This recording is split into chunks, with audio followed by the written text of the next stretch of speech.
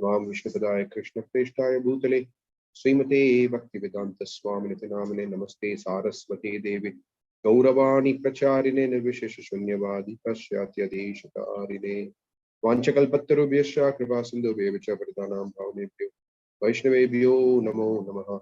Jai Sri Krishna Chaitanya Prabhu Nityananda Shri Advaita Gadadhara Srivasadi Gaura Bhakta Vrinda. Hare Krishna Krishna Krishna Hare Hare Hare Rama Rama Rama Hare Hare. Mukam karoti vachalam pangum langayate giramit kripatamaham bande Shri Gurudev Tarinamit kripatamaham bande Paramananda Madhavam Shri Chaitanya Ishwaram Patanchana Smrite Yasmin Dushkaram Zakaram Bhavet Vismrite Paritam Syat Shri Chaitanyam Namamitam. Radhakishwari Mata, you can announce on the group that the class is beginning. If you're not, I didn't check. Yes, Prabhuji, I'll just do that right away. Okay. Anyone can share screen today?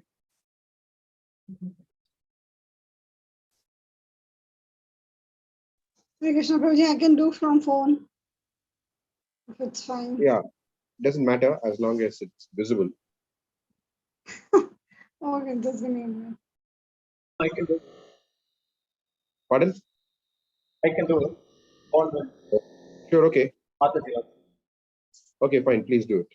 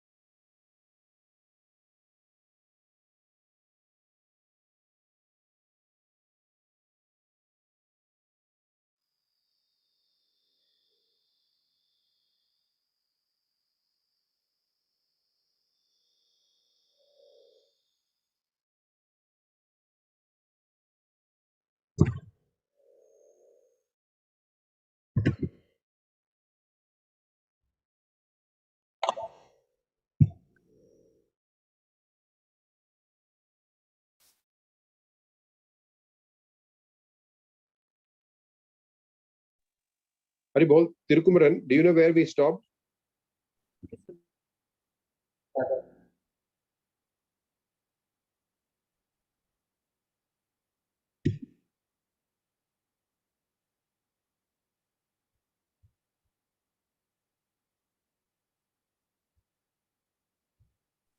Hare Krishna, we had only one class till now, right? 2 classes. 3 classes. 2 classes. 2 classes. Am I audible? Yeah, you are audible. But on the screen, there's nothing. We don't see anything on the screen except the index. Yeah. So that's what even I was trying to check the chat if there's any message.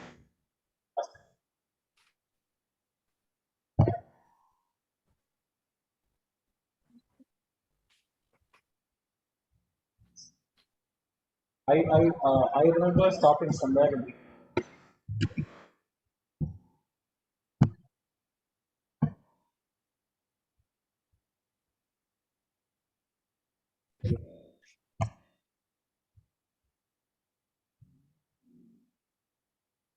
recording of class.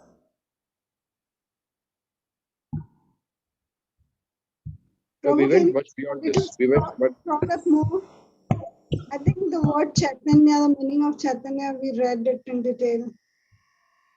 Yeah, we completed this. We were around his pleasure is beyond the material conception. We completed till there. I have marked in my book. Here we are. Yes.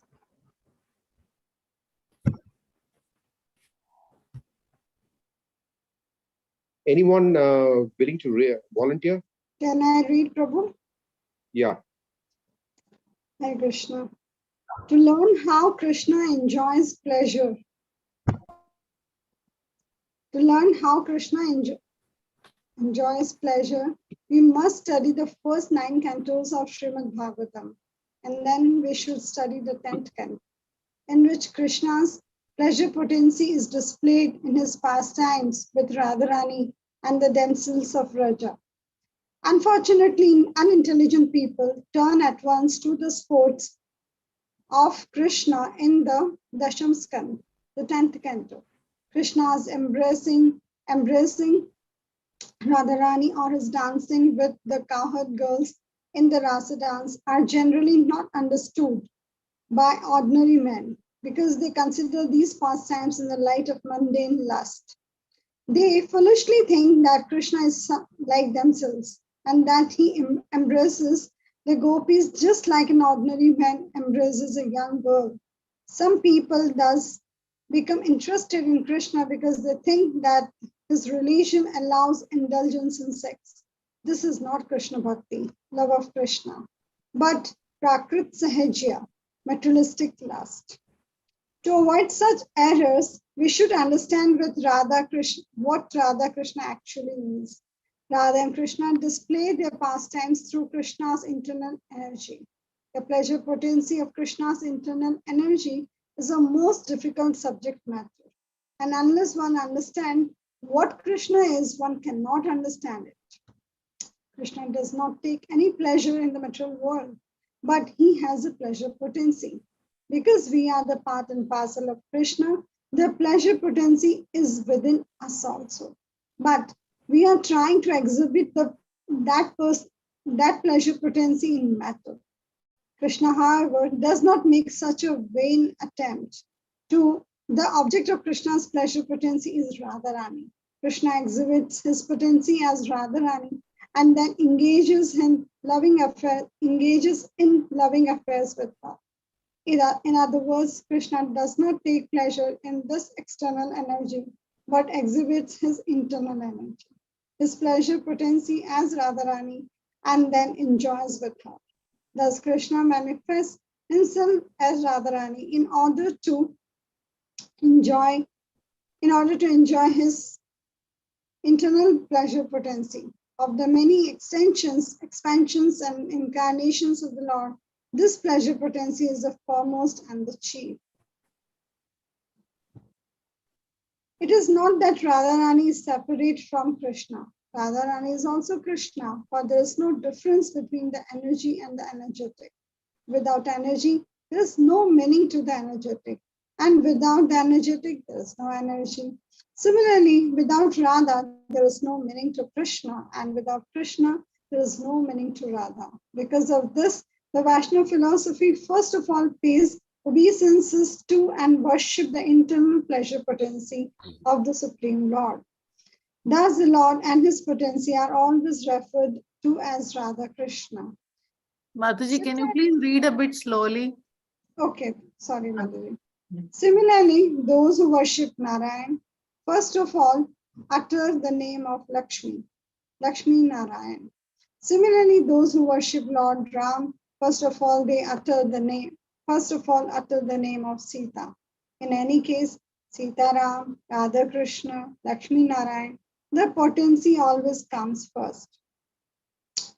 Radha and Krishna are one, and when Krishna desires to enjoy pleasure, he manifests himself as Radharani. The spiritual exchange of love between Radha and Krishna is the actual display of Krishna's internal pleasure potency. Although we speak of when Krishna desires, just when he did desire, we cannot say. We only speak in this way because in conditioned life, we take it that everything has a beginning. However, in the spiritual life, everything is absolute. And so there's neither beginning nor end.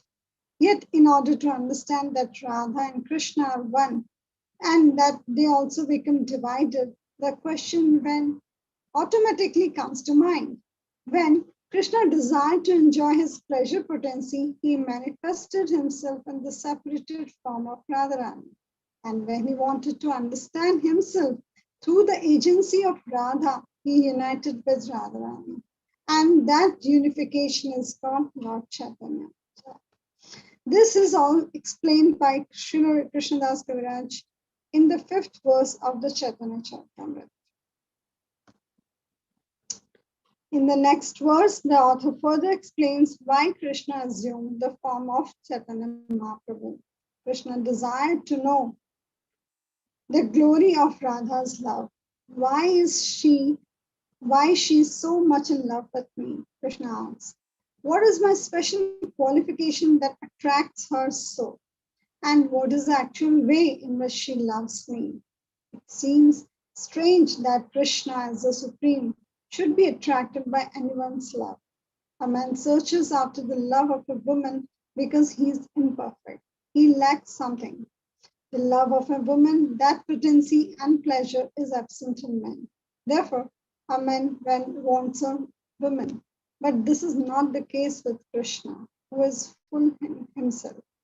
Thus, Krishna expressed surprise. Why am I attracted by Radharani? And when he made his appearance in the same way that the moon appears,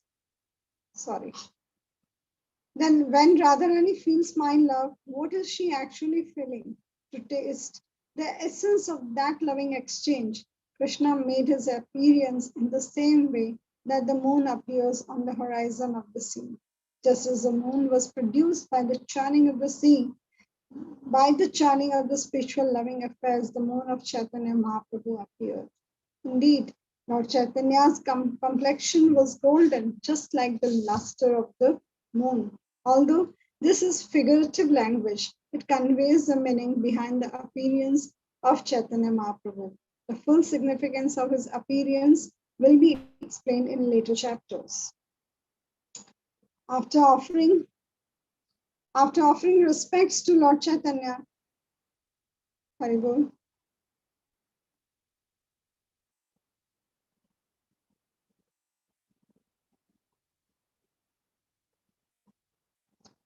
After offering respects to Lord Chaitanya, Krishnadas Kaviraj begins offering them to Lord Nityananda. In the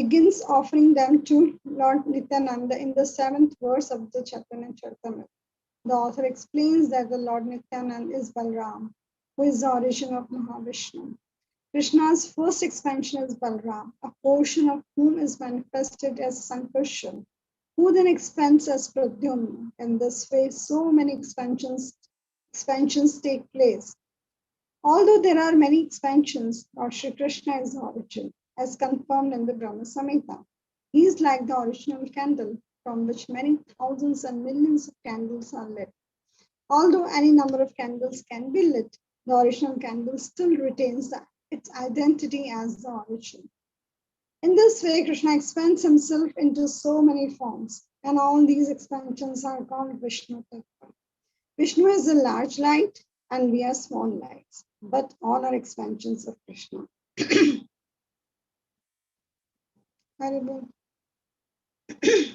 When it is necessary to create the material universes, Vishnu expands himself as Mahavishnu. Mahavishnu lies down in the causal ocean and breathes all the universes from his nostrils. Thus, from Mahavishnu and the causal ocean spring all the universes. And all these universes, including us, float in the causal ocean. In this regard, there's a story of Vaman, who, when he took up 3 steps, stuck his foot through the covering of this universe. Water from the causal ocean flowed through the hole that his foot made, and it is said that the water became the river Ganges. Therefore, the Ganges is accepted as the most sacred water of Vishnu and is worshipped by all Hindus, from the Himalayas down to the Bay of Bengal. Mahavishnu is actually an expansion of Balram, who is Krishna's first expansion, and in the Vrindavan pastime, his brother. In the Mahamantra, Hare Krishna, Krishna Krishna, Hare Hare, Hare Ram, Ram Ram, Hare Hare. The word Ram refers to Balram. Since Lord Nityananda is Balram, Ram also refers to Lord Nityananda. Thus, Hare Krishna, Hare Ram addresses not only Krishna and Balram, but Lord Chaitanya and Lord Nityananda as well. The subject matter of the Chaitanya Charitamrita deals primarily with what is beyond this material creation. The cosmic material expansion is called Maya, illusion, because it has no eternal existence, because it is sometimes manifested and sometimes not. It is regarded as illusory, but beyond this temporary manifestation is a higher nature, as indicated in the Bhagavad Gita 8.20. Parastasmat tu bhavanyo vyakto vyaktat avyakto avyaktat sanatana yasa sarveshu bhuteshu nashyatsu na vinashyati. Yet there is another nature which is eternal and is transcendental to this manifested and unmanifested matter. It is supreme and is never annihilated. When all in this world is annihilated, that part remains as it is. Bhagavad Gita 8.20. The material world has a manifested state, vyakta, and a potential unmanifested state, avyakta. The supreme nature is beyond both the manifested and unmanifested material nature. The superior nature can be understood as a living force, which is present in the bodies of all living creatures.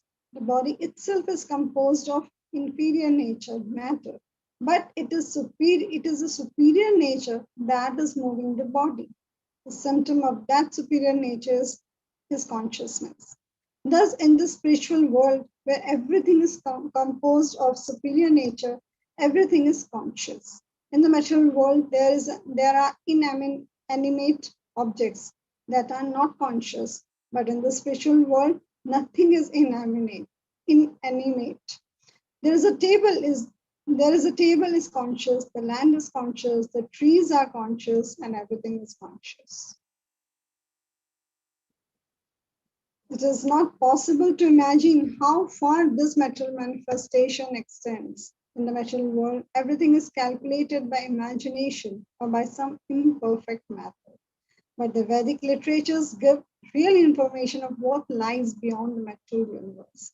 Since it is not possible to obtain information of anything beyond this material nature by experimental means, those who believe only in experimental knowledge may doubt the Vedic conclusions, for such people cannot even calculate how far this universe extends, nor can they reach far into the universe itself, that which is beyond our power of conception is called Acintya, inconceivable. It is useless to argue or speculate about the inconceivable. If something is truly inconceivable, it is not subject to speculation or experimentation. Our energy is limited and our sense perception is limited. Therefore, we must rely on the Vedic conclusions regarding that subject matter which is inconceivable. Knowledge of the superior nature must simply be accepted without argument. How is it possible to argue about something to which we have no access? The method for understanding transcendental subject matter is given by Lord Krishna himself in Bhagavad Gita, where Krishna tells Arjuna at the beginning of the 4th chapter, Imam vivasvate yogam proktavan ahamavyayam vivasvan manvetraha manurikshva kave abravit. I instructed this imperishable science of yoga to the sun god Vivasvan, and Vivasvan instructed it to Manu, the father of mankind, and Manu in turn instructed it to Kshvaku, Bhagavad Gita 4.1. This is the method of parampara, or the disciplic succession. Similarly, Srimad Bhagavatam explains that Krishna imparted knowledge into the heart of Brahma, the first created being within the universe. Brahma imparted those lessons to his disciple Narad, and Narad imparted that knowledge to his disciple Vyasdev. Vyasdev imparted it to Madhvacharya, and from Madhvacharya the knowledge came down to Madhvendra Puri and then to Ishwar Puri, and from him to Chaitanya Mahaprabhu. One may ask, If Chaitanya Mahaprabhu is Krishna himself, then why did he need a spiritual master? Of course, he did not need a spiritual master, but because he was playing the role of Acharya, one who teaches by example, he accepted a spiritual master. Even Krishna himself accepted a spiritual master, for that is the system. In this way, the Lord sets the example for men. We should not think, however, that the Lord takes a spiritual master because he is in want of knowledge. He is simply stressing the importance of accepting the disciplic succession. The knowledge of that disciplic succession actually comes from the Lord himself. And if the knowledge descends unbroken, it is perfect. Although we may not be in touch with the original personality who first imparted the knowledge, we may receive the same knowledge through this process of transmission. In Srimad Bhagavatam, it is stated that Krishna, the absolute truth, the personality of Godhead, transmuted transcendental knowledge into the heart of Brahma. This then, in one way, knowledge is received through the heart. Thus, there are two processes by which one may receive knowledge. One depends directly upon the Supreme Personality of Godhead, who is situated as a super soul within the heart of all living entities. And the other depends upon the Guru or the spiritual master, who is an expansion of Krishna. Thus, Krishna transmits information both from within and from without. We simply have to receive it. If the knowledge is received in this way, it does not matter whether it is inconceivable or not. In Srimad Bhagavatam, there is a great deal of information about the Vaikuntha planetary systems, which are beyond the material universe. Similarly, a great deal of inconceivable information is given in the Chaitanya Charitamrita. Any attempt to arrive at this information through experimental knowledge will fail. The knowledge simply has to be accepted. According to the Vedic method, Shabda or the transcendental sound is regarded as evidence. Sound is very important in Vedic understanding, for if it is pure, it is accepted as authoritative. Even in the material world, we accept a great deal of information sent thousands of miles by phone or radio. In this way, we also accept sound as evidence in our daily lives. Although we cannot see the informant, we accept his information as valid on the basis of sound. Sound vibration then is very important in the transmission of Vedic knowledge. The Vedas inform us that beyond this cosmic manifestation, there are extensive planets in the spiritual sky. This material manifestation is regarded as only a small portion of the total creation.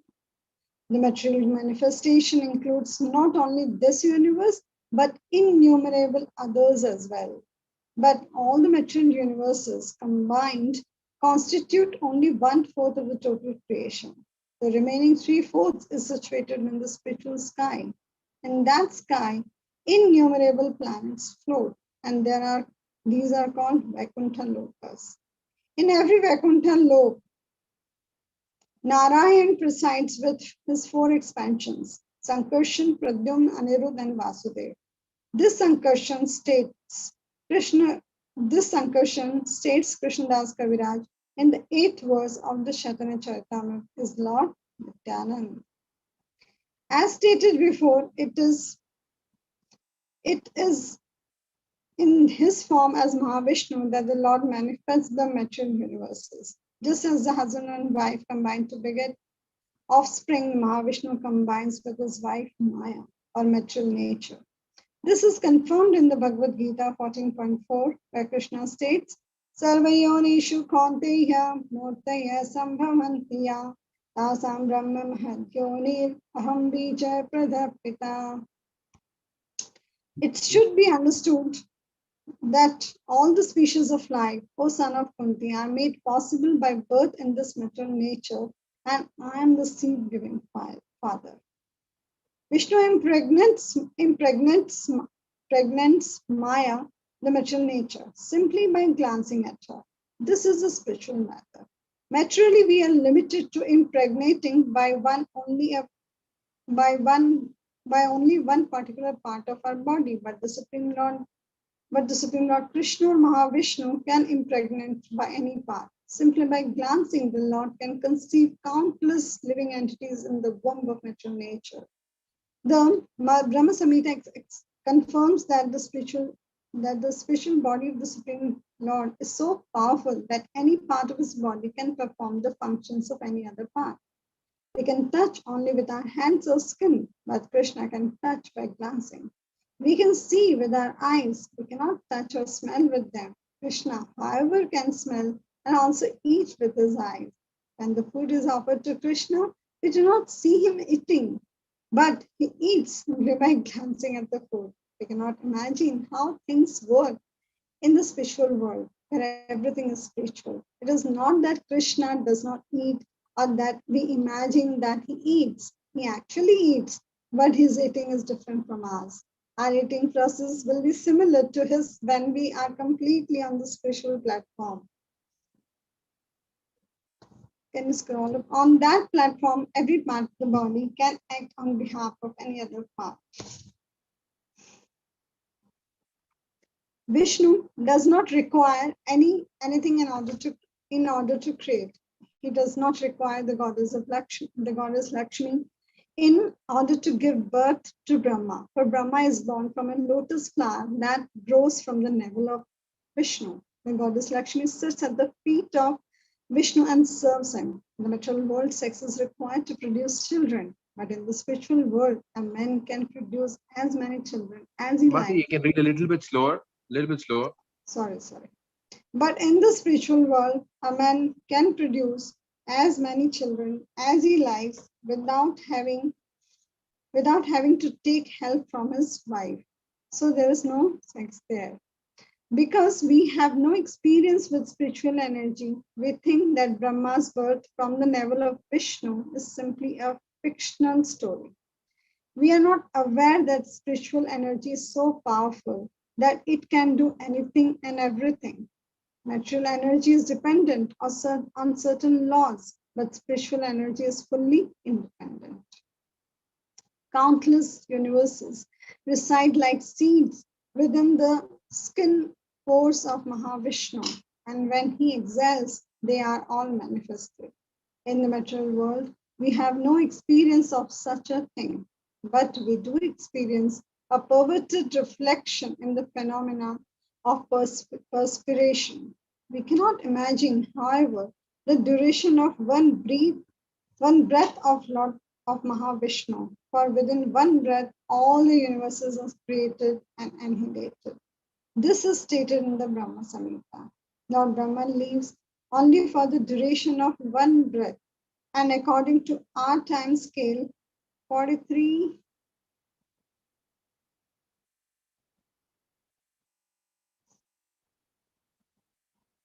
43 million, 43 billion. 4 billion. How many years will it be? 4 billion. 4 billion. Okay, 4 billion, 32 million years. And constitute only 12 hours for Brahma, and Brahma lives 100 of his years. Yet the whole life of Brahma is contained within one breath of Mahavishnu. Thus, it is not possible for us to imagine the breathing power of Mahavishnu, who is but a partial manifestation of Lord Nityananda. This is the author of Chaitanya Charitamrita explains in the 9th verse.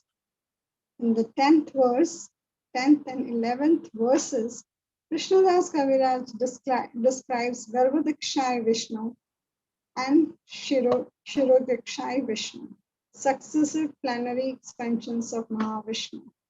Brahma appears upon a lotus growing from the navel of Garbhodakshaya Vishnu, and within the stem of that lotus are so many planetary systems. Then Brahma creates a whole of human society, animal society, everything. Kshirodakshaya Vishnu lies on the milk ocean within the universe, of which he is a controller and maintainer. Thus, Brahma is the creator, Vishnu is the maintainer, and when time for annihilation arrives, Shiva will finish everything. In the first 11 verses of Chaitanya Charitamrita, Krishnadas Kaviraj Goswami thus discusses Lord Chaitanya Mahaprabhu as Sri Krishna himself, the Supreme Personality of Godhead, and Lord Nityanand as Balram, the first expansion of Krishna. Then in the 12th and 13th verses, he describes Advaita Acharya, who is another principal associate of Lord Chaitanya Mahaprabhu and an incarnation of Mahavishnu. Thus, Advaita Acharya is also the Lord, or more precisely, an expansion of the Lord. The word Advaita means non-dual, and his name is such because he is non-different from the Supreme Lord. He is also called Acharya, teacher, because he disseminated Krishna consciousness. In this way, he is just like Chaitanya Mahaprabhu. Although Lord Chaitanya is Sri Krishna himself, he appeared as a devotee to teach people in general how to love Krishna. Similarly, although Advaita Acharya is the Lord, he appeared just to distribute the knowledge of Krishna consciousness. Thus, he is also the Lord incarnated as a devotee. In the pastimes of Lord Chaitanya, Krishna is manifested in 5 different features known as the Panchatattva, to whom Srila Krishnadas Kaviraj offers his obeisances in the 14th verse of the Chaitanya Charitamrita. Krishna and his associates appear as devotees of the Supreme Lord in the form of Sri Krishna Chaitanya, Sri Nityanand Prabhu, Sri Advaita Acharya, Sri Gadadhar Prabhu, and Srivas Prabhu. In all cases, Chaitanya Mahaprabhu is the source of energy for all his devotees. Since this is the case, if we take shelter of Chaitanya Mahaprabhu for the successful execution of Krishna consciousness, we are sure to make progress. In a devotional song, Narottam Das Thakur sings, "My dear Lord Chaitanya, please have mercy upon me. There's no one who is as merciful as you. My plea is most urgent because the mission is to deliver all the fallen souls, and no one is more fallen than I. Therefore, I beg priority." With verse 15, Krishnadas Kaviraj Goswami begins offering his obeisances directly to Krishna himself. Krishnadas Kaviraj was an inhabitant of Vrindavan and a great devotee. He had been living with his family in Katwa, a small town in the district of Bardhaman in Bengal. He worshipped Radha Krishna with his family, and once there was some misunderstanding among his family members about devotional service. He was advised by Nityanand Prabhu in a dream to leave home and go to Vrindavan. Although he was very old, he started out that very night and went to live in Vrindavan. While he was there, he met some of the 6 Goswamis, the principal disciples of Lord Chaitanya Mahaprabhu. He was requested to write Chaitanya Charitamrita by the devotees of Vrindavan. Although he began this work at a very old age, by the grace of Lord Chaitanya, he finished it. Today, it remains the most authoritative book on Chaitanya Mahaprabhu's philosophy and life. When Krishnadas Kaviraj Goswami was living in Vrindavan, there were not very many temples. At that time, the 3 principal temples were those of Madan Mohan, Govindji, and Gopinath. As a resident of Vrindavan, Krishnadas Kaviraj offers his respects to the deities in these temples and requests God's favor. My progress in spiritual life is very slow, so I'm asking your help. In the 15th verse of the Chaitanya Charitamrita, Krishnadas offers his obeisances to the Madan Mohan Vigraha, the deity who can help us progress in Krishna consciousness. In the execution of Krishna consciousness, our first business is to know Krishna and our relationship with him. To know Krishna is to know oneself, and to know oneself is to know one's relationship with Krishna. Since this relationship can be learned by worshipping the Madan Mohan Vigraha. Krishna Das Kaviraj first establishes his relationship with him. When this is established, in the 16th verse, Krishna Das offers his obeisances to the functional deity, Govinda. The Govinda deity is called a functional deity because he shows us how to serve Radha and Krishna. The Madan Mohan deity simply establishes that I am your eternal servant. With Govinda, however, there is actual acceptance of service. Govinda resides eternally in Vrindavan. In the spiritual world of Vrindavan, the buildings are made of touchstone. The cows are known as Surbi cows, givers of abundant milk, and the trees are known as wish-fulfilling trees, for they yield whatever one desires. In Vrindavan, Krishna herds the Surbi cows and he is worshipped by hundreds and thousands of gopis, cowherd girls, who are all goddesses of fortune. When Krishna descends to the material world, the same Vrindavan descends with him, just as an entourage accompanies an important personage.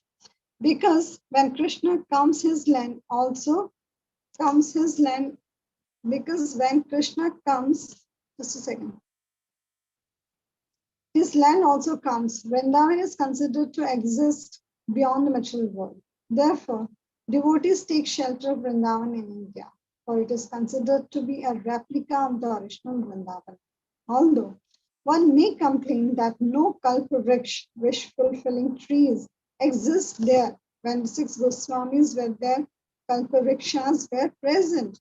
It is not that one can simply go to such a tree and make demands. One must first become a devotee. The Goswamis would live under a tree for one night only, and the trees would satisfy all their desires. For the common man, this may all seem very wonderful, but as one makes progress in devotional service, all this can be realized. Vrindavan is actually experienced as it is by persons who have stopped trying to derive pleasure from material enjoyment. When will my mind become cleansed of all hankerings for material enjoyment, so I will be able to see Vrindavan?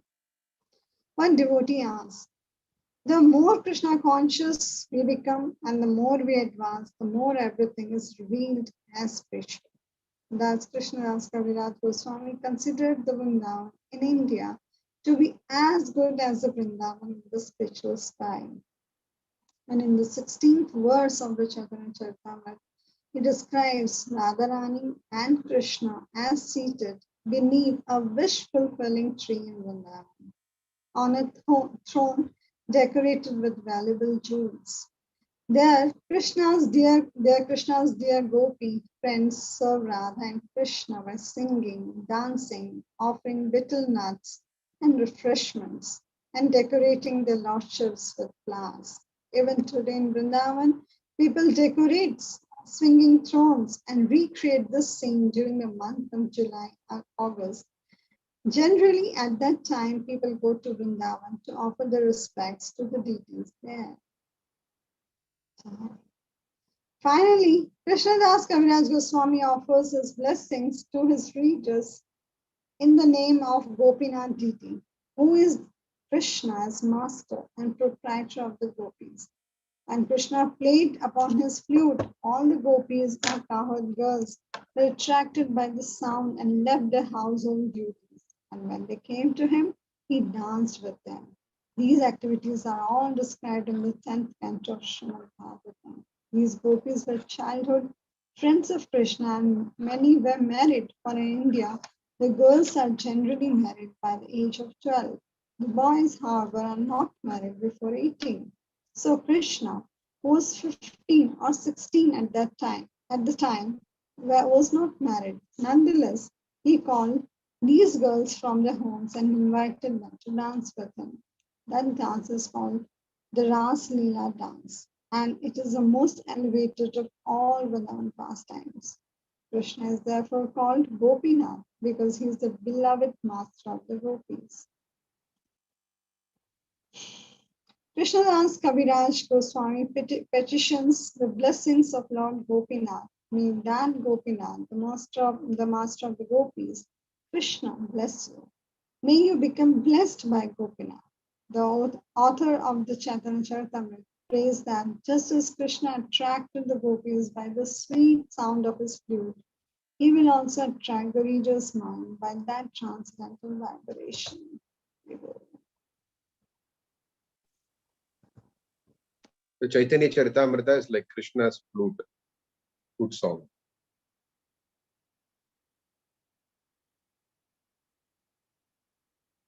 There is so much information there in today's reading. Actually, I didn't want to stop anywhere because everything can lead to a lot of discussion. So I just wanted to just finish off with this lecture first. And then we'll take questions or clarifications or comments, reflections.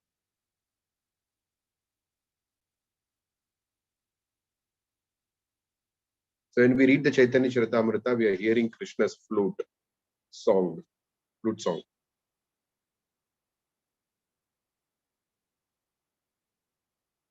Anindya Janama, do you have any question? As usual, Hare Krishna Prabhuji. Nobody else is asking anything, so I thought let me just ask you first. We have read so many times. Personally, I've read Causal Ocean, Milk Ocean. Actually, when I read, I just get confused. Where are these located? In the material Milk world. Ocean is located within the material world. Okay. Within the universe. Within the universe is the Milk Ocean. Outside of the universe is the Causal Ocean. So in each universe there is Milk Ocean. Each universe there is Milk Ocean. Because where will Shiva Vishnu reside? Wait. Yeah. Yes. Each universe there's Milk Ocean. Yes. So it is also heard, I don't know, I may be wrong, that Garbhodakshaya Vishnu lies down below the universe, bottom of the universe. Yeah. Is it true? So he is in the universe only, na? He's not. He's in the material. He's within the material universe. Yes, he has expanded into the material universe. Yes. Okay, Garbhodakshaya Vishnu and Shiva Vishnu both live in each universe, right? Yeah. So Garbhodakshaya Karana Vishnu. Ocean. The Karana Ocean is called the Causal Ocean, which is outside the universe. First of all, there is Vishnu lying on the Karana Ocean. Okay, let's put it like this. There's the spiritual world, and one part of it, a small portion of it is covered like a cloud in the sky, small portion of it is covered, apparently covered. And Mahavishnu lies down there in an ocean called Karana Ocean. And when he breathes, then the universes come out from the pores of his skin. And he expands from there into that as Garbhodakasai Vishnu. And from him, from his navel, a lotus springs up. And Shirodakasai Vishnu is situated, from what I remember, is somewhere at the top of the somewhere at the top region, actually. If anybody recollects, the Prabhupada mentions it, where Shirodakasai Vishnu is located. Here In any case, is, okay, he's located in the material universe. Both of them are located in the material universe. But we just read Milk Ocean. Shirodakshaya Vishnu resides on Milk Ocean. Shirodakasai Vishnu is the Milk Ocean, yes. So is that ocean made of milk completely? Yeah. Like Prabhupada says, the liquor ocean also. Yeah, people from Delhi may find that very interesting. In the 5th canto, there are mentioned 5 or 7 oceans made of sugarcane juice, yogurt. Yeah, sugarcane juice. Where are they located? So that is study of cosmology. That's a whole detailed discussion, but we can take that up as a separate thing. I myself don't understand fully. Well, anyway, yeah, it's difficult to conceive. That's why they have not figured out how to do the planetary, how to depict the Vedic cosmology. But we can get some glimpse. When the Bhumandala plane is held by 4 elephants on the 4 edges. And when the when the elephants shake, then we get earthquake. They must be as gigantic as the universes.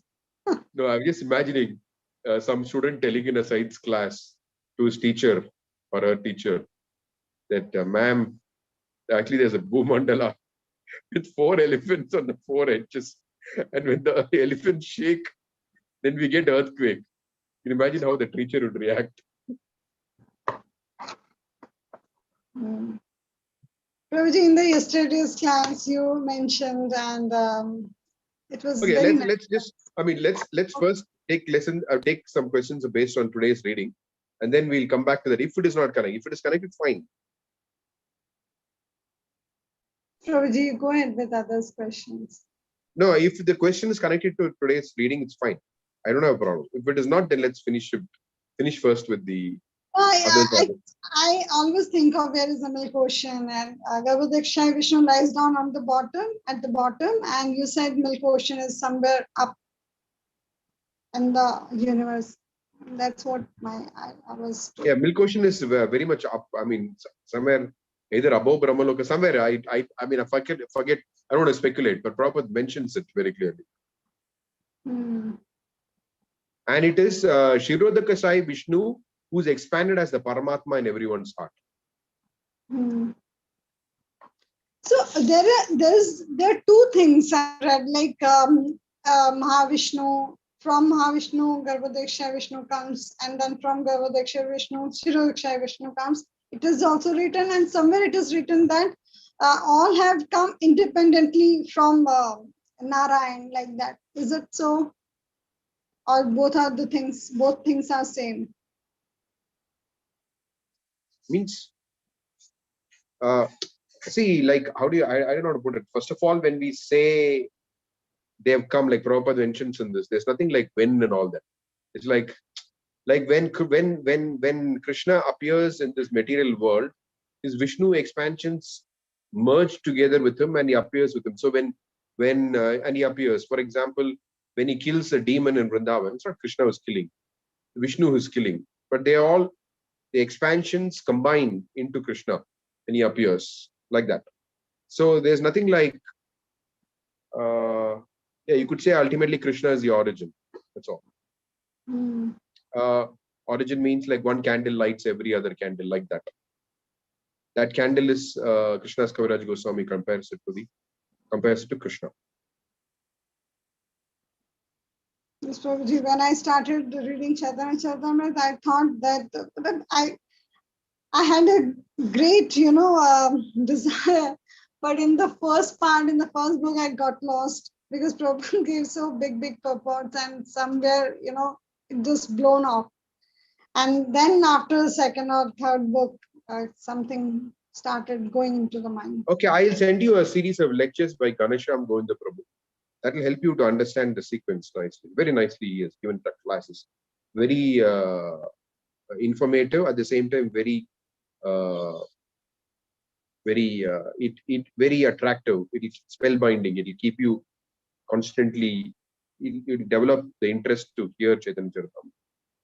He has dealt with entire Adi Leela, Madhya Leela, Anta Leela. During lockdown, he started those classes.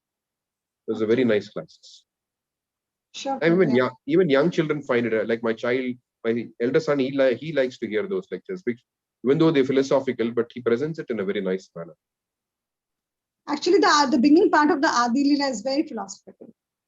Yeah, so therefore I think I'll send the link right after this class. It's you have to go to the playlist in that. Okay. I mean, I'll send you first video, then you go to the playlist, then all the lecture 1, lecture 2, everything is there in sequence. Sure. Okay.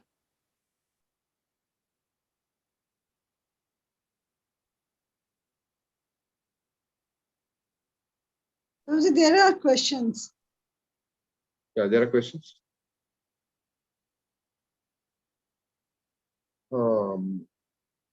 Hare Krishna Prabhu, Shyam Saki Rai Kishori Devidas. Hare Krishna Prabhu. I had to ask many lines that are missing in the book. that we have from what is given in the Veda base. What should we follow? It doesn't matter right now.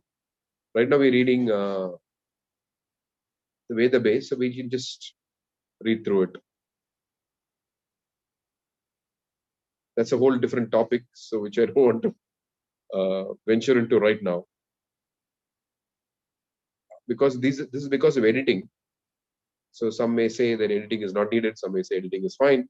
So either way, these are all transcendental messages coming from Srila Prabhupada, whether it's edited or not edited. Still, it's Prabhupada's words. So since we are sharing screen online, so we'll just go with the online version for now. I mean, not for now.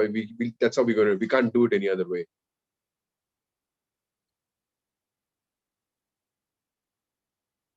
Unless we have a scanned copy of the book and that is being shown on the screen.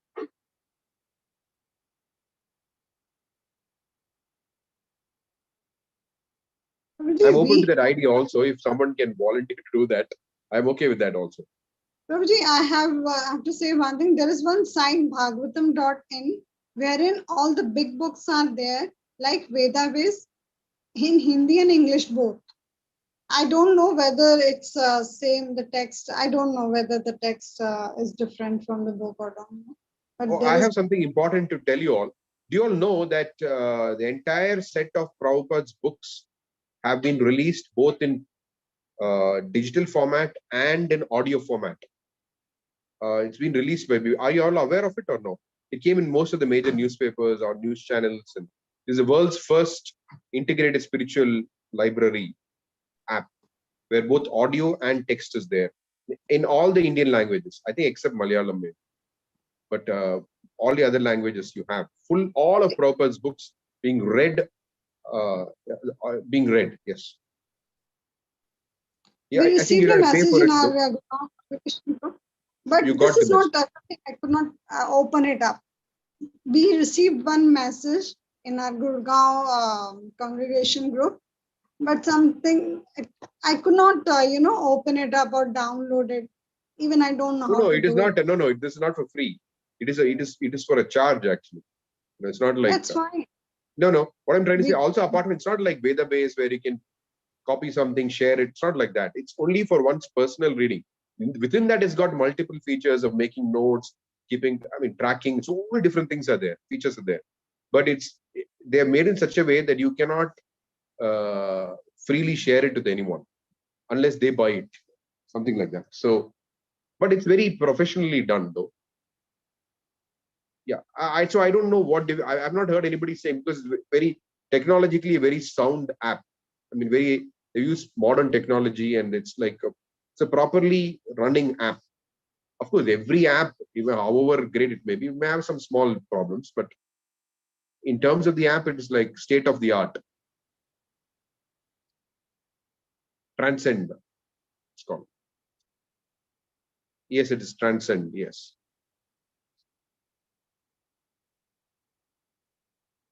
Can you share? Can anybody share the link? Whatever. Yeah, I will. How I will. can be. I will.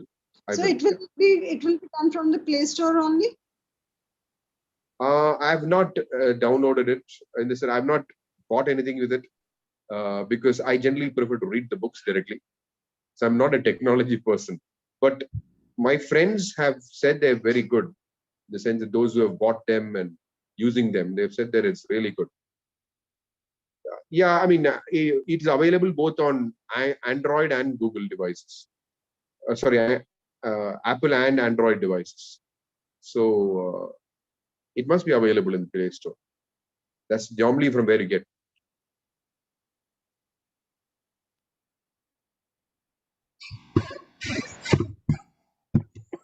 It's not like we can buy those books. We have to buy the whole. We can't hear you. We can't hear you. I was just saying that. What is it better? Not really. I think you remove it and directly speak.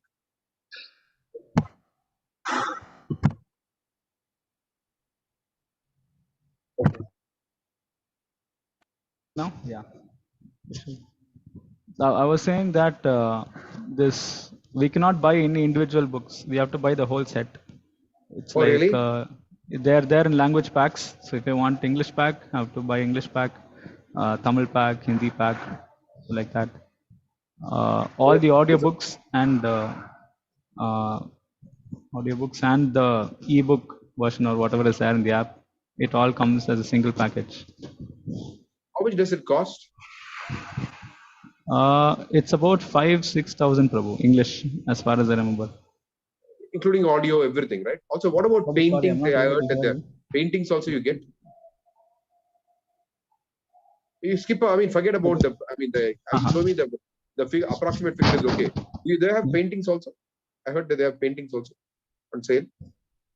On sale, okay, that is a different story, Prabhu. That is completely different. So there's this thing called this blockchain technology is there, right, going on right now. So a part of that is something called as NFTs, non-fungible tokens, where people just make some art and like how they make these costly paintings and they ship it, transport it and all that, and sell it for like huge amount of. Yeah, we can't hear you now. Okay, no, I was saying, am I audible now? Better? Yeah. Now we Yeah, can hear. so I was saying, so like that, how there are expensive paintings, like in-person paintings. There are these online things that we can just buy and sell. We can just trade them and all that. So like that, they've also made, like BBT has officially made such paintings on sale on this blockchain network. So anybody can buy the paintings. Anybody can buy, yes, Prabhu. So you can be printed from there or no? I don't think that's how it works. Okay. I can't print a picture and make a frame and frame it and put it in my house. Not as far as I know, Prabhu. Yes. Anyway, the creator of it is my Varatama Pradakshaka Guru, actually. So I can ask him why it's only one language. Why buy the whole pack? Why not buy individual books also? That makes it easier for people, right? Yes, bro. But maybe this is more like to make everyone get the whole set. Maybe. Yeah. Hare Krishna Prabhu, you just did you mention what is the cost of it? Approximately 6,000, I think. 5,000 to 6,000. Okay. Every But for language pack is right? cost So different. if you buy an English language pack, you have all of the books and read in English also, right? Both audio and the book. So if somebody buys Hindi, then they have the Hindi text and also the Hindi audio. Is that right? Yes, bro. That's right. And do we know, I mean, like, how many books there are? And I mean, like, All of Prabhupada's all of them. books. all of of books are there. Everything. Everything that Prabhupada has ever written. Okay. Fine. Thank you. So this is for those who are very, keen on reading on phone or laptop. It is very good for women actually, because women, not women, I mean, women who are at home with household jobs and things like that. I like to read from book, Prabhu. Do I? No. That's it. There are two separate things. One, for example, like I mean, depends on the kind of responsibilities that you have. Sometimes you may have a lot of responsibilities in the kitchen, other places. So you can when you have an audio turned on, you're hearing the books actually. You can't, while you're cooking something on the fire, you can't be reading a book, right? So, but still you can be hearing what Prabhupada is written in the books. That's the advantage of audio. Similarly, people commuting by trains in Bombay and things like that, instead of just struggling, I mean, they may be struggling anyway in a train with so many people, but amidst the struggle, they could finish 10 pages of a book just by audio. Yeah. It's very useful for those who are working long travels. They do long travels. Even and these days, even driving a car is hellish in cities. It takes so much time to go from one place to another. So during that time, they can hear. I mean, it's as good as reading a book actually. I think people may be too distracted to read a book because of the traffic jams. I mean, or whatever. But then hearing is more simpler for them.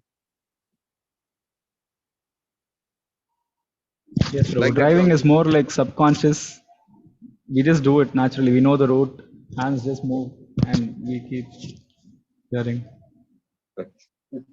Most of my hearing happens while driving. Otherwise, it's very difficult Okay. to take out time. So you for got it. that? You got the Transcend app, or you got No audiobooks? problem. I'm actually waiting to clarify one thing. They actually say it's available only on, like, I can, if I buy it once, I can use it only on 2 devices. So I was wondering, like, I have to change my phone like once every 3 to 5 years.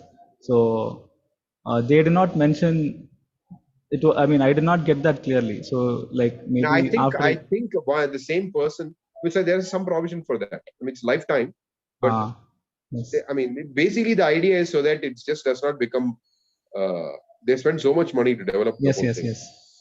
Then people will just Keep what do you call sharing. it? Buy one pack Yeah. and share for. Like how it happens on these OTT platforms. At least when I used to borrow my friend's account. I'll just log in. I'll watch I used to watch whatever I wanted to, and then they'll change. Then they also kept limits on how many people can watch at the same time. So like that. Okay. Actually, So I one think more. they've done some research. They've done some research, and then they've come up with all this. And this also is very helpful in like sort of at least I personally had that problem of getting addicted to just scrolling the phone. I open YouTube or I open some Facebook or I used to do that, keep scrolling down. But now, like someone can scroll through the books and read them. So it worked for me at least. So while you're scrolling, the audio comes on, is it? No problem. This is both are separate. We can do both, I think, simultaneously. I don't know if that works, but it may be difficult to synchronize the two, right? It's possible. I mean, unless you do it manually, correct? Auto synchronization will be very difficult. I don't know. I'm just asking. It might be just like how we have subtitles. They're just synchronized. But I don't think that is the case, Prabhu. Audio is separate and book is separate.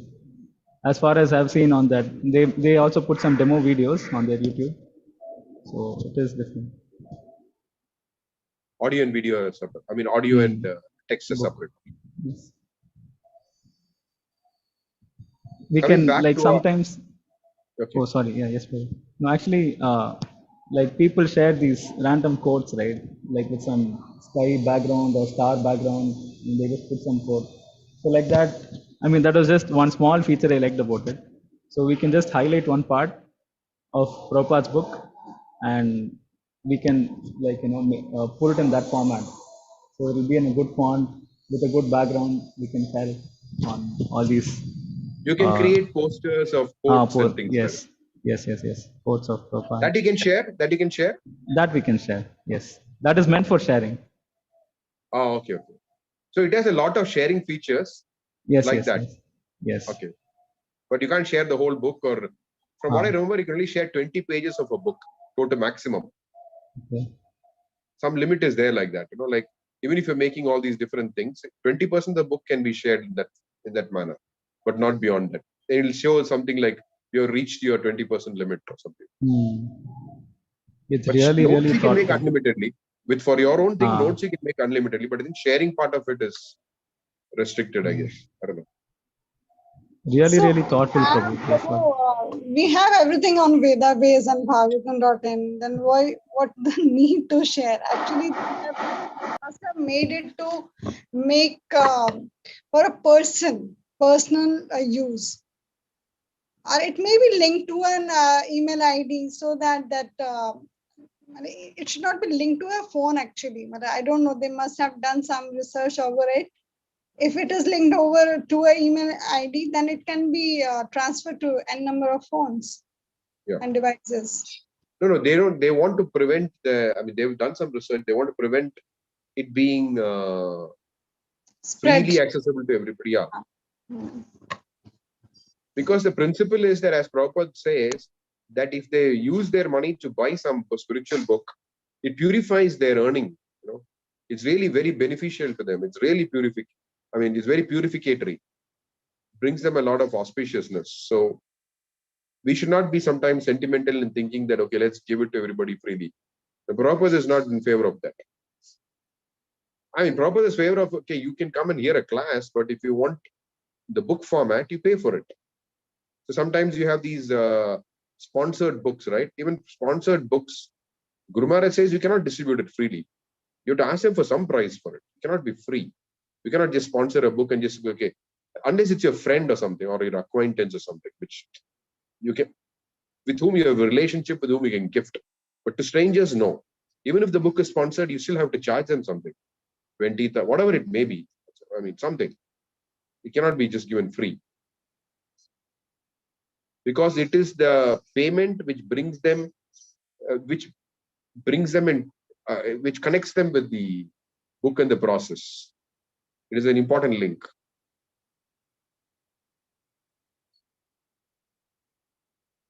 So Prabhuji, like we see during Bhadra Purnima and book distribution time, many people do not buy, or they have few books. Maybe they are not following Krishna consciousness, but they are sponsoring.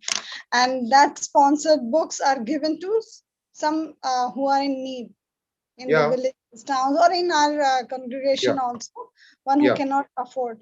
Then is it fine? This is fine, right? Somebody That's has fine, to make a Lakshmi to give to some needy person who will really read. Fine. Gifting is fine. Gifting is fine. You can't gift something to a stranger, right? You can only gift something to people whom you know. That's meaning of a gift. Otherwise, you're giving something free. That's what it's called. If you don't know the person, it is not gifting. You may call it gifting, but it's not gifting. Gifting in the classical sense of the term is to somebody whom you know, at least to some extent, you know, and who will value the fact that you have gifted them something. So like His Holiness Bhakti Vijay Bhagwat Maharaj, he and His Holiness Purushottam Swami Maharaj, if I'm naming it correctly, then they are going to the interior tribals, interior villages and places. They are giving to those only, who would be following Krishna consciousness. They are giving them free. I don't know the details of what they do, but basically the idea of sponsorship is, I mean, like it is not that, like how in the Mayapur campus, it is not that even if you have sponsored books, you can take the book and just give it out freely. It cannot happen. To random visitors who are walking by, you cannot give them freely. So you can subsidize it. You can say, even you can make it whatever you want, even 20 rupees, whatever it may be, but they have to pay for it. Yeah. So there's a difference between strangers and difference between people whom you're associated with, whom we cannot afford. Okay, fine. Yeah, got your point. Hare Krishna, Prabhuji, have a small question. Yes. May I ask? Okay, I'm just inquisitive to understand, like we read in the book that whenever Krishna comes, he comes to his land, which is Vrindavan. So did Vrindavan always existed in India, in the map of India, or is it, like, how do I mean, just inquisitive to understand, is it when Lord Krishna came, then Vrindavan happened, or it was always existing on the land of India? It is always existing in the sense that, how do you say, like Prabhupada gives the example of an embassy. So you have a country and you have an embassy in another country, right? So Vrindavan is an embassy of the spiritual world. So the embassies are always there in the material world because people need, people can experience life in an embassy is different than life outside of the embassy, because embassy, even for example, something goes wrong within an embassy premises, right? Indian laws don't apply there. It is the US laws which they follow there. Example, US embassy. Yes. That's the meaning of an embassy. I mean, although it is technically within India, but still the laws are different there within that space. So like that, they're eternally there because whether they eternally manifest or not, no, they're not eternally manifest. Whereas the spiritual world is eternally manifest, whereas the embassies in the material world are not eternally manifest. They're eternally present, but not eternally manifest. Yeah. Okay. Thank you. Thank you.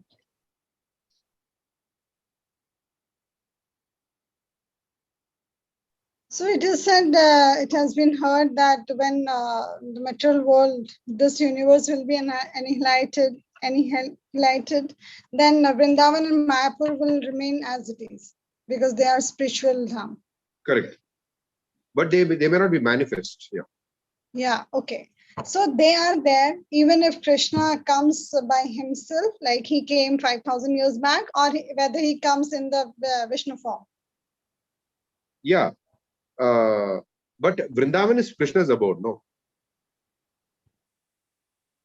Okay, so when Krishna comes in the form of Vishnu as an avatar of Vishnu in other yugas, then what happens? Then where does he come? When does he come? He comes once in a day of Brahma. No, he came 5,000 years back. But when Krishna will appear again as an incarnation of Vishnu in other Dwapar Yeah, yugas, Vishnu. Yeah. He will come in this Vrindavan only or some other place? No, that is not Vrindavan pastime. Vrindavan Krishna is only one. Oh, Vrindavan Krishna is only one. okay. Vrindavan will remain, but Krishna is not going to manifest his pastime there. That's only one. Once in a day of Brahma. Once in a day of Brahma. So whenever that once in the day of Brahma comes, then he comes to Vrindavan. Yeah. See, at the time, yes, he's like his house. He comes and he manifests himself there when he's in the when he manifests himself on the earth planet. That's what it means. But he's still there. He's eternally residing in Vrindavan. Even where that 120 kilometers south of Delhi, he's very much there. But he's not manifest before our eyes. He manifests himself once in a day of Brahma. Right, understood. So ऐसे वो घर lock रहता है. No, lock nahi hai. There's nothing called lock there. It is eternally pastimes are going on there. We cannot see them. That's it. It is like screen open ho jata hai. That's, you can say like that. Abhi to screen band hai. If you will take this class in Hindi now, then many other members will also come over here because they are not comfortable in English. Because I'm not. Also, it is said, no. Also, it said, Prabhu, I'm sorry, interrupted. Yeah, It still said there are leelas going on out there when over the at the time of the night. They say that the leelas keep happening. Just why time of the night? Throughout the day, leelas are going on. It is just there's a curtain drawn. That's it. We cannot see what's going on. But previously, the curtain was unveiled for everybody. Right. But now curtain is closed for most people. The pure devotees can see.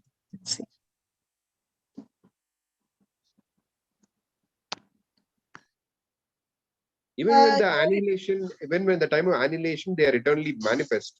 I mean, they are eternally present. But whether, first of all, there's nobody at the time of this thing. So whether they're located in the body of Vishnu outside, I don't know the technicalities of it, but they're present for sure. Who will be there to see, na? That even if when we are present here, we cannot see what's going there. Then when at the time of annihilation, who is here? Who can see those pastimes and those that place even? It is not destroyed for sure. It is not destroyed. That's a fact. Yeah. What happens in the terms of where exactly? First of all, this geographical thing is a mind-blowing thing. Where is it all the when the universes have entered into the body of Vishnu? So what is within the universe also enters into the. Although it is within the universe, is not part of the universe. Actually, the spiritual abode. So those kind of technical questions can cause a lot of problem for our mind's conditioning. So we can just take it that they're eternally present. Manifest or not, we don't know. See, there's something called abode manifesting, there's something called Krishna manifesting. So are the abodes manifested at the time of we know Krishna is manifested only during that time, once in a day of Brahma. Whether the abodes manifest even when the destruction happened or not, I don't know, but they're existent for sure.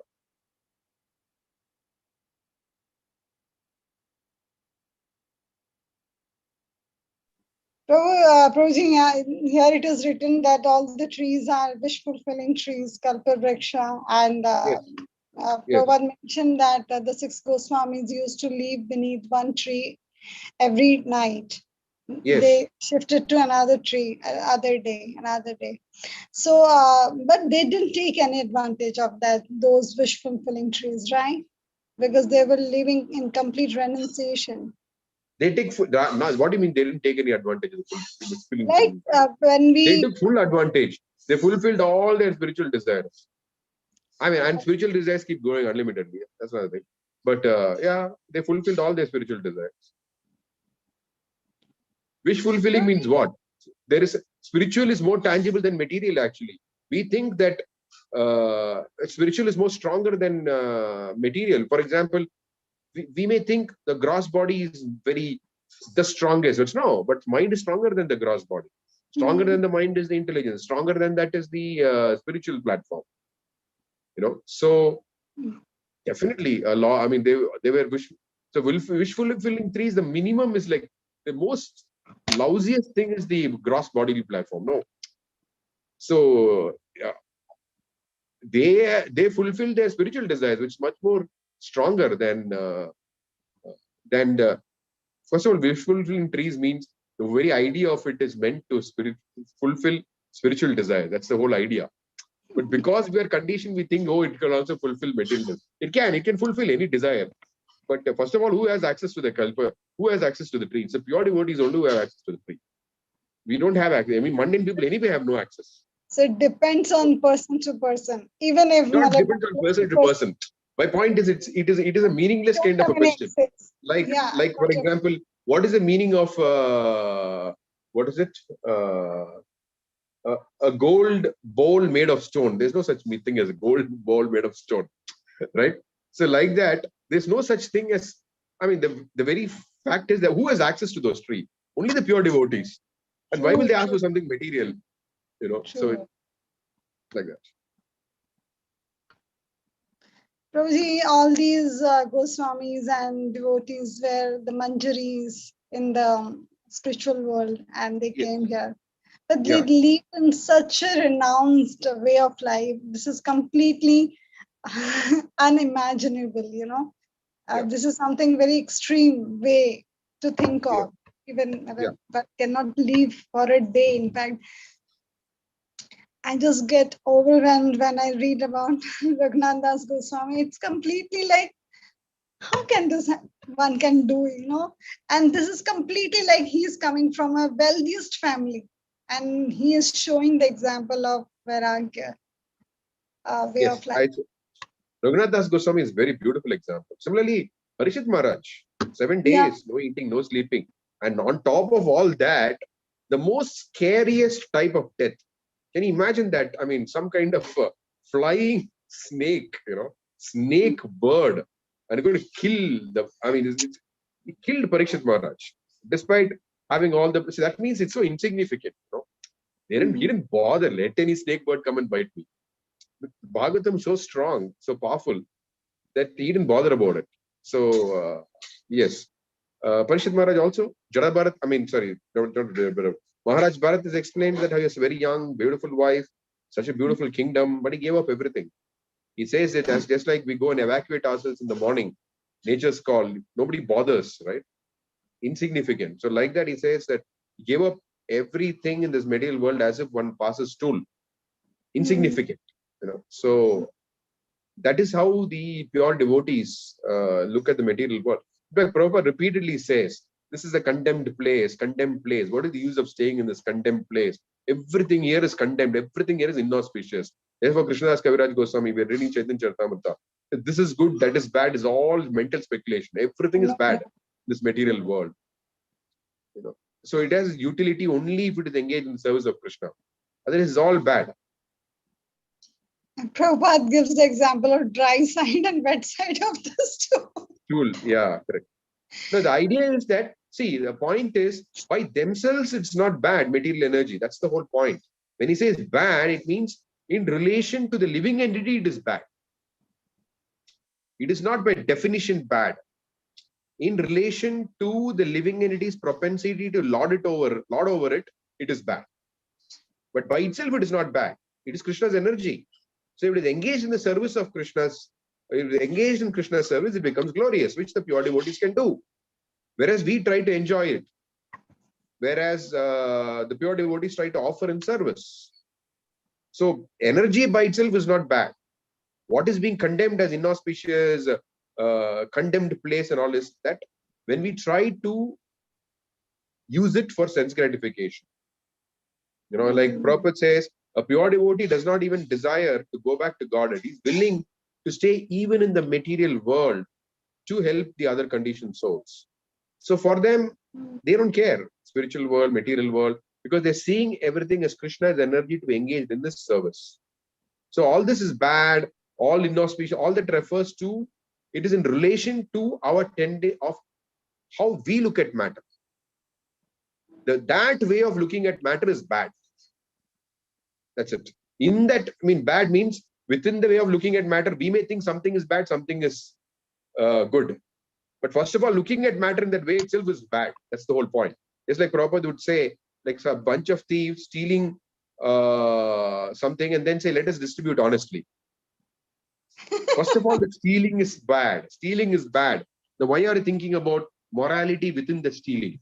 So like that, the concept that material world is meant for enjoyment is bad. What to speak about thinking what is good and bad within that? Hare Krishna Prabhuji. Yes. Denver Pranam. I have typed one question that in the teachings of book Teachings of Lord Chaitanya, it is mentioned that in the surrendering process, one should feel exclusively dependent on the mercy of the Lord. Can you please explain this point? We read the Bhaktivedanta purports of Srila Prabhupada in the Bhagavatam or anything. We're reading now Teachings of Lord Chaitanya. We cannot understand it if the Lord does not show his mercy to us. If he does not want us to understand, we cannot understand. So we are dependent. So we are dependent on the mercy of the Lord even to understand what we are reading. Okay, now you can see my hand, and I mean, you can see on the screen, right? I'm moving my hand. But I cannot move this hand if Krishna does not give me that potency. If he wants to withdraw the potency, finish, I cannot even move. So exclusively dependent on the mercy of the Lord means to understand every single thing that I do. Krishna is the ability. If Krishna does not give me the ability, I cannot do it. This is the meaning of being exclusively dependent on the mercy of the Lord. We should not think I can do it. We should not think somebody else can do it, like Lord Brahma or Shiva or somebody else can do it for me. I can do it. No. I cannot do it. Nobody else can do it. Only Krishna can do it. That is called exclusive dependence on Krishna. Just like Kardama Muni. Kardama Muni wanted to get married. Okay. Now Kardama Muni is a great, he was practicing in that age. It was meditation was the prescribed method of devotional service. Now, when Kardama Muni wants to get married, there's very nice purport, a very nice story there. He doesn't pray to wife of Lord Shiva. No way. He doesn't do that. He just depends on Krishna. And even though he has heard about Devahuti, now Devahuti was in the material sense of the word, she was literally the Miss Universe of that time, because it is even described there that there was a Vishwasu, a Gandharva, was flying in the airplane. But when he saw the beauty of Devahuti, he fell off from the airplane. And Kardama Muni had heard about this. So when the Lord appears before him, he doesn't even say, can I get Devahuti as my wife? No, he is not trying to fulfill his desire, trying to pray to Lord Shiva. And one more important thing, after he gets married, he produces hundreds of beautiful women as maidservants of his wife, which means that he has the potency to create beautiful women. But he does not create a beautiful woman and tries to get married to that woman. He doesn't do that. So he didn't depend on his own strength. He didn't depend on some other, and he also did not have any specific request to the Lord, whatever the Lord wants. This is called the standard of pure devotional service. We can understand it very nicely from Kardama Muni's story. So if a boy wants to get married, first of all, he should not think which girl he should get married to. Krishna will choose. I'm just saying ideally. Then I'm just saying means this is those who can do it, that's what they should do. Krishna should choose. You should not depend on some demigod. Third is, even if he has the ability by yogic power to create a beautiful woman, you should not create a beautiful woman and get married to her. No. This is called dependence on the mercy of the Lord. That whatever the Lord wills, I will do. This is called exclusively dependent on the mercy of the Lord. But Prabhuji, here one question, like suppose if he would have himself produced one beautiful woman to marry, then that also would have been on like by the like permission from Krishna only, no? Because without Krishna's permission, he would not have been able to produce women also. So correct. if so that's a good point. So a murderer on the road is cutting somebody's throat. Isn't that with Krishna's permission? It is with Krishna's permission. What is so glorious about it? If he produces a woman out of his own potency and get married, what is so glorious about it? What is right about it? Nothing is right about it. Just like a thief is cutting somebody's, it's with Krishna's permission, you could say. But is it dependence? No. okay. Did Krishna tell him to do it? No. He is doing it out of his own accord, right? Yes, out of his own free will. Yeah. So we should, so surrender to Krishna means Krishna, this is the way the gopis are considered the most, I mean, of course, all the pure devotees, but the pure devotees, their only thing is Krishna, whatever you want, I will do. That is called Bhakti Yoga actually. Karma Yoga means what I like, I will do, and I will offer the result to you. That's fine. That's Krishna consciousness also. Prabhupada writes it. But the difference between Karma Yoga and Bhakti Yoga is, oh Lord, what is it that needs to be done now? I will do that. That's called Bhakti Yoga. So Prabhuji, like if we want to apply it in our daily life, like suppose if we are telling ki we want to do what Krishna wants us to do, we want to think in like this in our daily life. So how will we know like what Krishna wants? Because we will be doing daily what we want. Like we will be following Krishna consciousness and we will be doing what we want. Actually, we are doing what we want. If we want to get up, we are getting up. If we want to eat, we are eating. Even though it is prasadam, but we want to eat, so only we are eating. No. So I how will understood. we know what? So it's a very good question. Very good question. Very good question. How do we know what Krishna wants us to know? See, Krishna is not a micromanager. Okay, he is not a micromanager. So he has given some broad prescriptions. Okay. So for example, even Karma Yoga, no. For example, let's say you you want to lift some weights. Okay, you go to a gym and tell the trainer, I want to lift 100 kilos. The trainer will say, no. Don't try 100 kilos. Even though you have a desire, he'll say, no, don't try 100 kilos.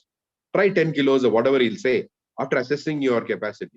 Then he'll say, when you're ready for it, then he'll say, okay, go to 20, then 30, whatever. Finally, he'll make you lift 100. Correct? So like that, we may not be directly, we may not have that strength to do exactly what Krishna wants us to do. Right? So then there's a concession for that. What is the concession? Okay, you like to do something, right? Okay, do it in the service of the Lord.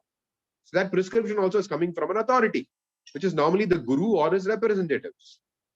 Okay, so they're giving you, okay, do this. Okay, you're attached to your job.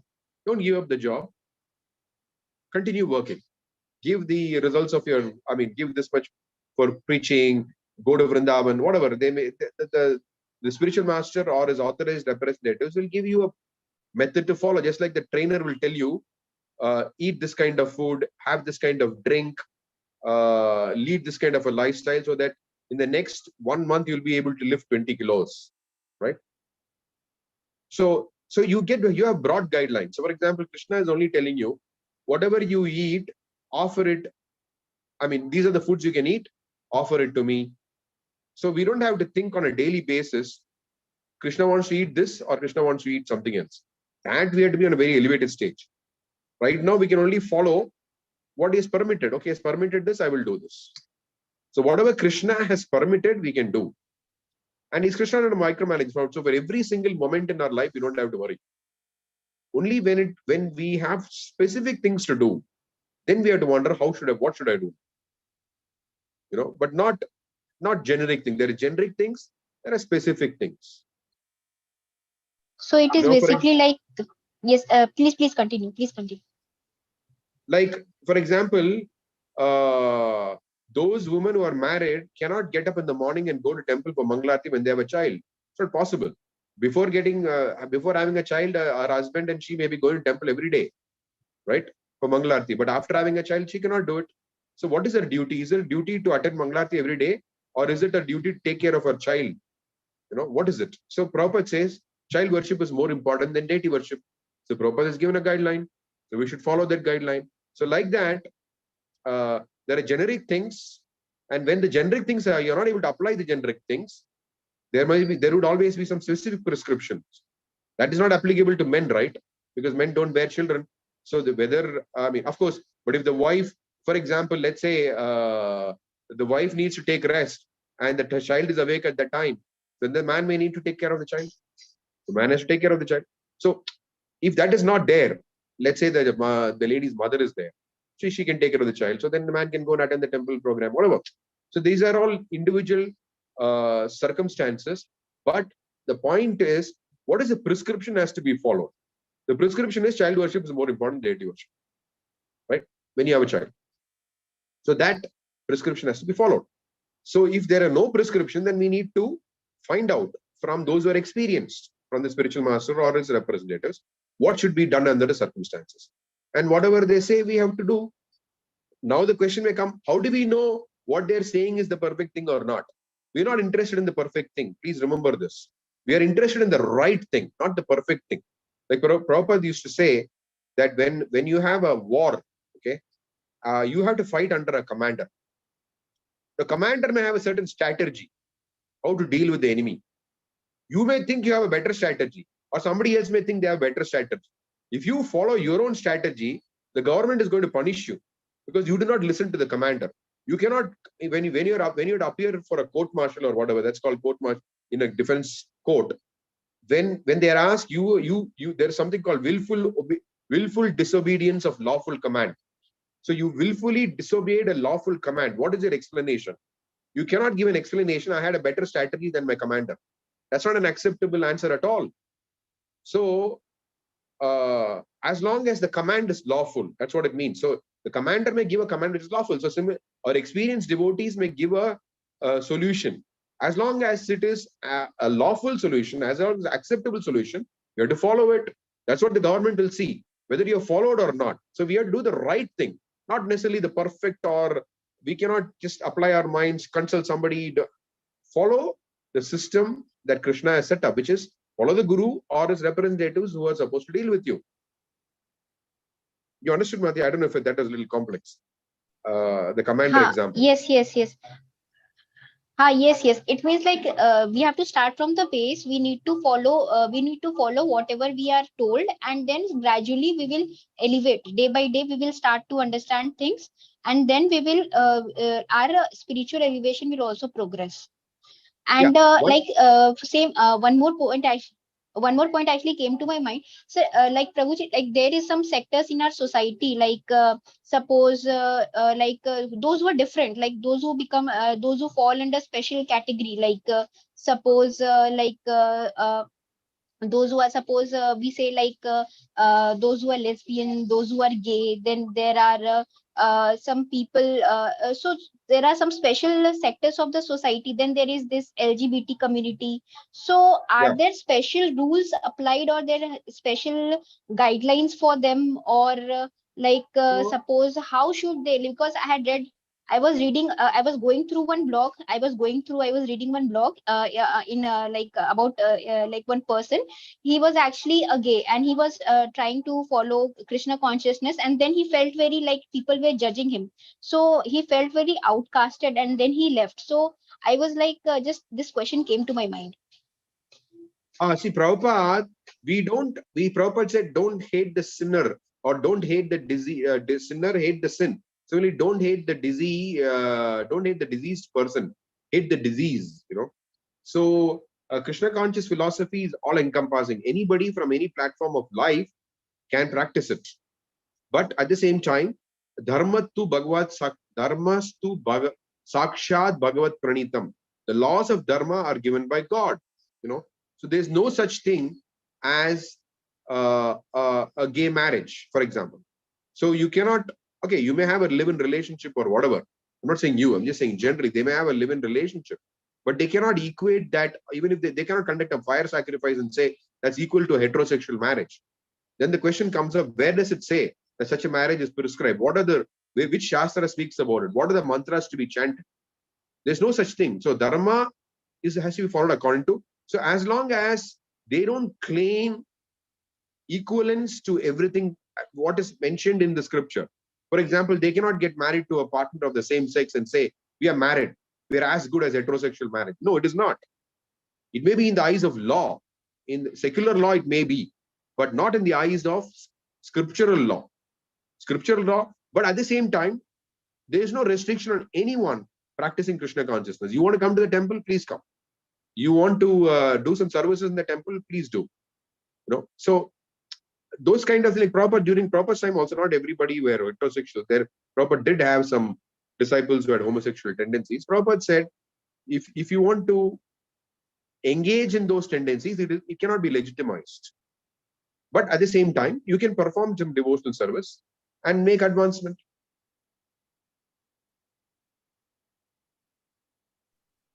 Nice point. Thank you, Hare Krishna.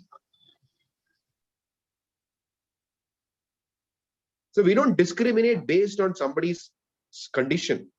Because of whatever situation they are in, they are not able to be whatever they are in a certain situation. Okay, that doesn't matter. You please practice Krishna consciousness. That's fine. The problem comes when they claim things which are not prescribed in scripture. That's where the problem comes. Like one key area is homosexual marriages. It's not permitted in scripture. So there's no question of claiming that homosexual marriage is the same as heterosexual marriage. These are all areas which are not acceptable. Yeah. Yeah. So when I read that block, actually, it struck my mind that actually some religion, it should be accessible to all, whatever, howsoever they are. So this question came to my mind, like, even though they are different, so how should they approach it like that? So I just thought of asking you. Yeah. So nobody's restricting them from chanting 16 rounds, following the 4 regulative principles and whatever, participating in seva. Nobody's going to stop them from that. But if the quite often the problem is because they want legitimacy beyond what is prescribed in scripture. So you can have legitimately, you can perform some service, you can legitimately perform chant 16 rounds, legitimately you can follow the 4, all that is fine. But if you want legitimacy beyond what is prescribed in scripture, that cannot be given. That's where the problem is. Apart from that, there's no problem. Yeah, it means they want their point to be accepted by the Krishna consciousness society, or they want that their point should be accepted by others also in the religion, so that there it becomes difficult. No, certain of their points, we understand they have a genuine problem. Okay, fine, you have a genuine problem. We understand it. We accept it. We accept you. No, we accept you to. We are saying that you can chant 16 rounds. Please do. Please come and do service in the temple. All that is permissible, right? But when they ask something which is not permitted in scripture, if they want that, that's where we have a problem. Otherwise, we don't have a problem. But we cannot discriminate. It's not that. It is not that. Just like, how do you say? You go to a hospital, you find somebody who's sick, then you find somebody outside the hospital who's not sick. Are we going to say the person in the hospital is crazy and the person on the outside is good? No. Both of them are in different states of existence. That's it. One may be more healthier, one may be less healthier. But the person in the hospital, why is he admitted in the hospital? So that he gets cured, right? So like that, different people may be having different conditionings. So we don't discriminate based on conditionings. No way. That's why Krishna consciousness provides an equal opportunity to advance for everybody. Nobody's advancement is dependent on one's conditioning. No. Advancement is not dependent on conditioning. Advancement is completely independent. Advancement is only dependent on the attitude of the follower, not on the conditioning of the follower. Thank you, Prabhuji. Hare Krishna. Hare Krishna. Thank you for the question. Very relevant question. Thank you. Hare Krishna. Tirukumaran. Hare Krishna Prabhu. Am I audible? Those who want to leave can leave. Huh? I mean, I don't want to hold up anybody. Am I audible, Prabhu? No, not really. Okay, now we speak. Okay. Okay. Yeah. Is it good now? Yes, Prabhuji. So what I wanted to ask was based on yesterday's class. So from that, what my biggest takeaway was First, he was the one who wanted to ask first. He if left, I think. okay, yeah. Yes, if Mataji wants to ask, then I'll wait and I'll ask after that. Anandita Mataji, are you still there? You wanted to ask a question based on yesterday's class. Yes, Prabhuji, I was there. There were so many things to ask, but the one thing, actually, I got one answer, because every time we were thinking that what we had so much of taste in the beginning, everyone has, but why not surviving later on? So you have rightly answered that mind is used to of new things, and that takes it in very jolly mood in the beginning, and then mind rejects it all. But this is our spiritual journey. And this is very hard struggle sometimes, especially when you didn't have the proper rest, and some guests are there and you are not well. Then this is really a struggle. Otherwise, everything goes very finely. Prabhuji, you said you mentioned in your earlier Srimad Bhagavatam class also, and yesterday also you pointed out that point. So if we are having prasadam in Gurgaon, there is no scope except if we eat at devotee's house. Recently, the Govindas has been set up, and that too has very limited items. So, but my general question is that what is the harm in having prasadam from other outlets, like you mentioned in Mayapur? No, it's okay. Like It's okay. It's okay. All that I said was that should not become a preoccupation. It's okay. I mean, you can have prasadam in different places. It's okay, but that should not become the preoccupation. Are we focusing when we are having the prasadam? This is the mercy of the Lord. This is meant for me. What is the predominant factor? Is it the sensual experience or is it the spiritual experience? Spiritual experience means, oh Lord, you're trying to help. You are helping me to break free from the cycle of birth and death by honoring your prasadam. Is that at the forefront of our consciousness? That is all that I'm saying. It's not that, that's why I said this is a legitimate thing. I'm not saying no.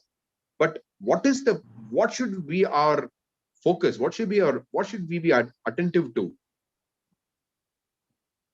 Otherwise, this will overwhelm the spiritual experience of it. There are devotees who get very upset, that okay, the prasadam is not nice today. Oh, I mean, it is just a sensual component of the spiritual experience. Why bother so much about it? If it is not okay, it's okay. It's also the mercy of the Lord. It's okay. It's good also. It's mercy of the Lord. Go on with life. Okay, next opportunity you get. Just the next opportunity you get, go to another restaurant, devotee restaurant. No problem. But why should it become a preoccupation? That's all I was trying to say. So this is very relevant. Actually, we read the prayers before honoring prasadam. But somehow the only thing that I feel bad is that when there is less salt or there is more salt, there is something not prepared in a good, as you want, then I feel very sad. Oh, Krishna has tasted it. I just nowadays I try to make sure to put little salt, even if I'm sure that there will be no less salt. See, you are saying because, that you are feeling bad because Krishna tasted it. That is very rare. Most people are upset because they couldn't get good prasadam. No, Prabhuji, this is only a very small feeling I have. But because I'm such a conditioned soul that I cannot have that dal or sabji without salt, or even I have to put it more. I have taken many, many times, even if Krishna had tasted it. So this gives a bad feeling. No, instead of getting a bad feeling, just acknowledge your situation and try to improve. That's it. Why? See, our process is not meant continuously. As I mentioned, Kadam Kana Maharaj is saying, it's not meant to continuously be self-defeating and continually get depressed. Rather, it's meant to improve. Okay, this is where I am now. I need to go better than this. Why do you get depressed about it? Why don't I just accept it? This is what I am. Okay, let me just get better than this. Yeah, can't help it. We have to accept it. I have to accept it. What can I do then? Yeah. Because Krishna has written that. But this is very relevant. How will it happen that when I will be having prasadam throughout the time, I will be meditating that this is Krishna's prasadam. I'm just having it. Sometimes I'm so hungry that I do not chew all the bites. I just, swallow it. I have I have to I tell Tanishka that when I'm so hungry, I even don't relish. I just have it. I even do not chew it. So you are saying that one has to think for the mercy. I just want to understand how to do it practically. This is No, we don't say, Mataji, these things are all you can endeavor independently. My point that I was trying to say in yesterday's class was, this is the exact point, that we should not try to endeavor for all these things separately.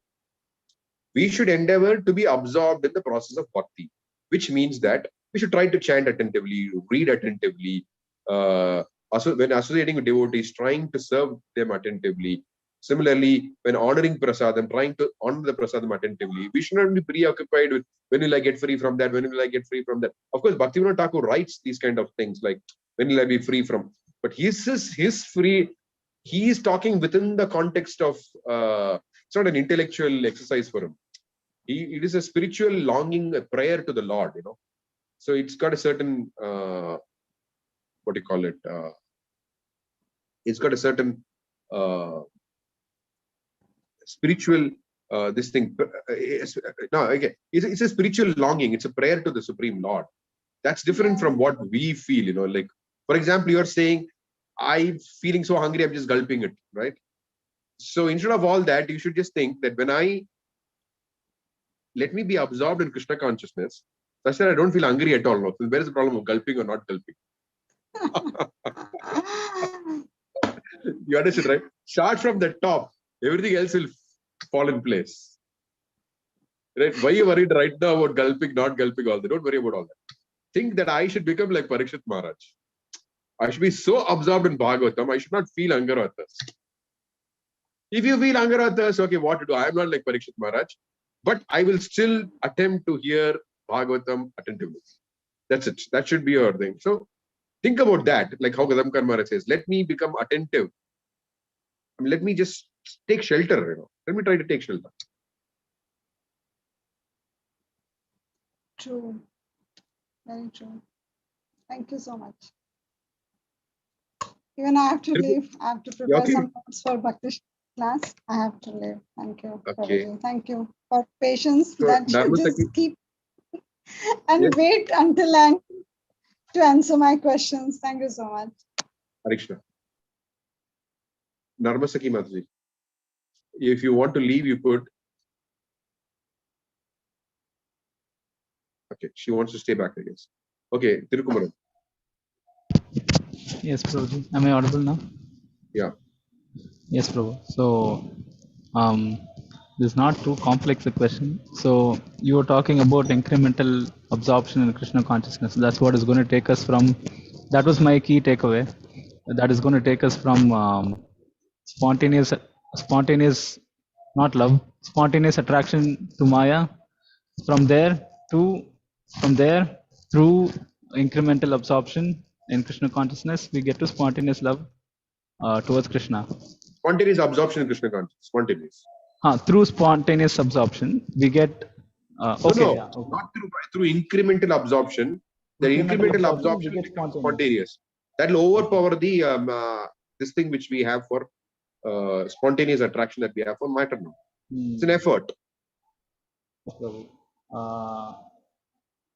So my question is that so I tried it today morning and it worked really, really well. I wanted to thank you for that. And what is it, like right from waking up till I had breakfast. After that, like you said, then I got reminded that we should also be pure in eating, sleeping. Then I realized, okay, that's where I should work on next. But my question was, sometimes we expect things to happen all of a sudden. So how do I develop the patience to, like, okay, you still have time, and not like beat myself up for. Of course, it's like you mentioned how Kadam Karan Maharaj also said, but It's how do I be patient? Don't listen to the mind. Just keep performing the activities of bhakti. Mind will keep on saying so many things. Mind likes to keep on chattering. So don't get distracted by the mind's chattering. Just keep engaging yourself in bhakti. Say, no, I forget about it. Let me just, instead of thinking about all this and getting psyched up with it or getting tangled with those thoughts, let me just take the Bhagavatam and read. That will solve that tangle. That will solve the kind of distract the mind is posing. Example. So just ignore it. Prabhupada used to say that, right? The best way to fight Maya is to ignore Maya. So the mind will come up with hundreds of questions. I'm not pure now. This is going wrong. That is going wrong. Okay, everything is going wrong. So the solution for that is to take shelter of Krishna only anyway. So by taking shelter of Krishna, you're sure to overcome it. That is a guaranteed fact. So even when the mind is posing all the difficulties, if you just take up your beads and just chant, that is the best solution rather than trying to answer the mind. You understood, right? Our mind will pose some. Tell the mind, I don't want to answer to you. You just go do your work. I don't want to answer to you. I have some other business to chant now. Like, That's what I so want. when you chant, automatically the answer will come. Or when you get absorbed, automatically the answer will come. You don't have to try to seek an answer to the mind. The answer will come. Mind will say, hey, this is the answer. Keep quiet now. You understand, right? The Krishna will tell, okay, this is the answer. Mind, keep quiet. Yes, bro. Sure. That was the question I had. Nothing else, bro. But I really wanted to thank you so much for this. It's just a simple point that we don't really think too much about, but it was very eye-opening. I hope I don't forget this. And I will not allow you to forget it. Don't worry. Yes, bro. I'll take your shelter. Thank you so much. Okay, Hare Krishna. Okay, brother. Thank you so much. Prabhupada ki jai, Gaura Bhakta Vrinda ki jai, Nitai Gaura